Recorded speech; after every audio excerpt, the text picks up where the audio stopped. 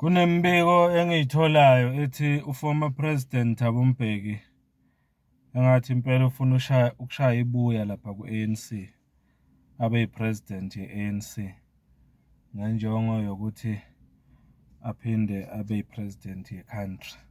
Angazi nike nayizizwa yini izinto ezikanjani. Yini ongayisho ngalokho?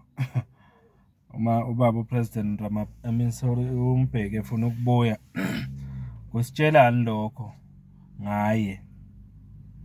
Kusitshelani futhi lokho nge-ANC ayimemba yayo? Singathini? Mina njengomfo kaMkhonza ngithi ake sikhumbule into eyodwa ukuthi sila sikhona nje namhlanje, yiphi irole eyadlalwa ubaba uThabo Mbeki kule simo esikhona njengamanje eSouth Africa. Bengilalela enye i-interview ebeyenziwa nenye i-channel yenziwa nomama uJacinta Ngobe seZuma. Ayi, yabona indlela akhulume ngayo laphayana ungikhumbuza izinto ey'ningi ezinye bese ngithe ukuzilibala ngobaba uThabo Mbeki. Uveze ukuthi ubaba uThabo Mbeki wadlala irole enkulu ekutheni eSouth Africa kugcwale ama-foreign nationals ngale ndlela agcwele ngayo kule country.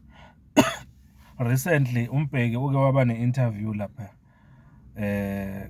kuMbuyiseni Dlozi kule channel leya apresenta kuyo uMbuyiseni Dlozi.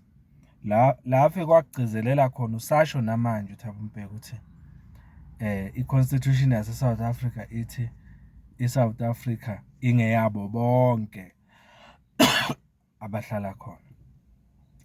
Shothi ukugcizelela lokho ufaka phakathi even abantu ababuya ngaphandle kwe-South Africa. Kuthi mase bela ngaphakathi, South Africa belongs to them also. Yilowo muntu ofuna ukubuya ku-ANC azoba yi-president ye-ANC.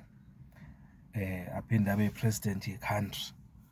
Umuntu ophusha indaba yokuthi abantu ababuya ngaphandle uma sebela ngaphakathi eSouth Africa kufanele iSouth Africa le bayithathe njengezwe labo nabo uma sebengaphakathi. Uthi kusho i-constitution.